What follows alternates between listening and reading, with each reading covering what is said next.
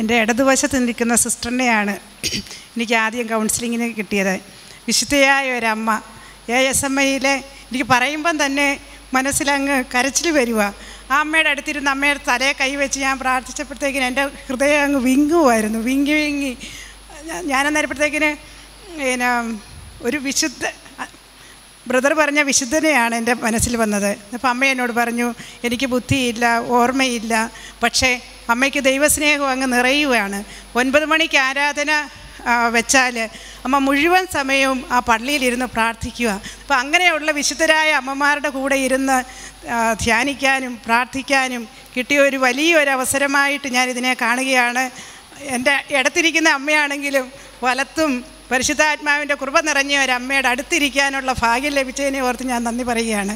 ബാക്കി 2 സിസ്റ്റേഴ്സിനെ ഒരിക്കലും ഞാൻ കൗൺസിലിംഗ് ചെയ്യുന്നപ്പോഴത്തേക്കിന് അവരെക്കുറിച്ച് ഓർക്കുമ്പം തന്നെ ഈ അമ്മയുടെ അത്രയും കിട്ടിയില്ലെങ്കിലും ആത്മാവ് മനസ്സിൽ നിറയുന്ന ഒരനുഭവമായിരുന്നു.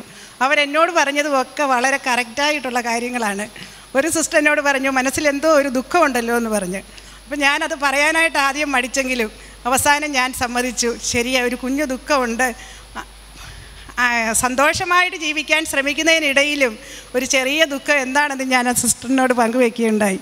നന്ദി, ദൈവത്തിന് നന്ദി.